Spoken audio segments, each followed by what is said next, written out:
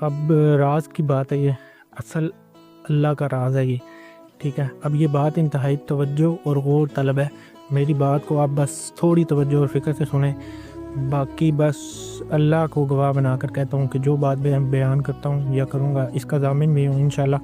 جس بھائی کو یا بہن کو تسلی نہ ہو اسے تسلی دینے کے لیے حاضر بھی ہوں، اور یہی میرا مقصد ہے کہ جو مجھ تک پہنچے، یعنی جو مجھے سمجھ آئے وہ میں کوشش اور اپنی پوری طاقت اور استعداد کے مطابق اپنے دوسرے مسلمان بہن بھائیوں کو بتاؤں یا پہنچاؤں۔ اب راز کی بات یہ ہے کہ اللہ پاک نور ہے، ٹھیک ہے۔ نور یعنی لطیف ہے۔ لطیف کے معنی جس کو پتہ ہے وہ تو ٹھیک ہے، جس کو نہیں پتہ میری طرح جو زیادہ پڑھا لکھا ہے وہ لطیف کے معنی لفظی دیکھ لے، پاک اور نفیس۔ اب اللہ جو نور ہے خود ہی ظلمات کو پیدا کرنے والا ہے، یعنی لطیف جو ہے وہ کثافت کو پیدا کرنے والا ہے۔ اب آپ یعنی انسان میٹیریل ہے، میں یہ مادہ نور یعنی روح کی طرف کیسے جاتے ہیں؟ اب آپ روح کی طرف کیسے جائیں گے؟ مثلا خالق اللہ جو ہے وہ آپ ہی نور ہے اور خود ہی ظلمات اور کثافت کو پیدا کرنے والا بھی ہے۔ خود اللہ حق ہے اور باطل اور حق دونوں کو پیدا کرنے والا ہے۔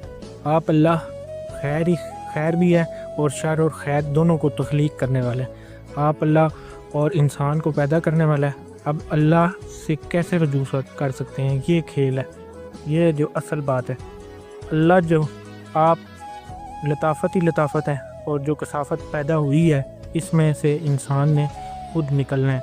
اللہ نے انسان کو پیدا کیا ہے احسن تقویم، قرآن میں کہہ رہا ہے، اور پھر اسفل سافلین بھی انسان ہی ہے۔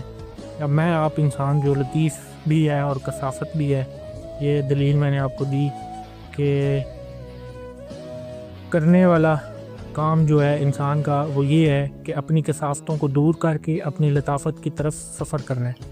بس یہ وہ مقام ہے جہاں راز کھلنے شروع ہو جائیں گے۔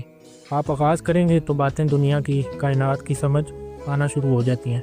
اور آسان کرتا ہوں، اپنے انسان جو اپنے شر سے نکل کر خیر تک پہنچے، بات سمجھ آنا شروع ہو جاتی ہے۔ اور بھی آسان کرتا ہوں، ایسے بھی سمجھ نہیں آ رہی تو یوں سمجھ لیں، اپنی برائی سے بچاتے اپنی خیر کی طرف سفر کرنا ہے، اپنی اچھائی کی طرف سفر کرنا ہے۔ اب اچھائی کیا ہے کہ انسان برائی کرنے کا اہل ہی نہ رہے، ٹھیک ہے۔ جھوٹ مراد اور برائی کہاں ہے انسان میں؟ وہ برائی ہے باطن کی، جھوٹ، فراڈ، دھوکہ، حسد، لالچ، بے ایمانی، وعدہ خلافی، لڑائی جھگڑا، غصہ، یہ تمام ان سے اپنے دلوں کو پاک کرنے مکمل